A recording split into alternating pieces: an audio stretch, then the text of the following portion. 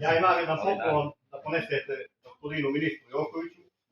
Evo tarifom haline, evo imamo i krompir, jemenski, imamo i luk, Katniću luk. imamo asfalt i paduena koji se pomoć poljoprivredu. Da, jasno će Ovo to. sve da mu ponesete, pa da kažete gospodinu Jokoviću da pređe malo na poljoprivrednu proizvodnju, da se mane prodaje sportske opreme raznim lokalnim upravama, između ostalih i ova. Znači, nek ovo posadi, pa neka nam javi nama na sjeveru čime mi da se bavimo. Tačno tako. U čemu ćemo mi da uspijemo. Nemojte me shvatiti lično, ovo nema ništa lično sad.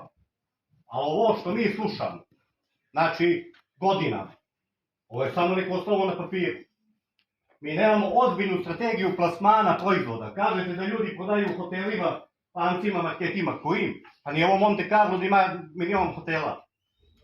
Nama treba ozbiljna strategija plasmana proizvoda. Nama treba otkupni centar. Pa ćemo mi od naših para kupiti što nama treba, a ne da nam vi pomažete i nam dajete. Pa možete, jedno ne možete 3 metra. Znači, da je dosta i više. Ja ne znam čemu svaki put pričamo o razvoju poljoprivrede, a migracije se spustile na 3 km od centra. Na 3 km od centra.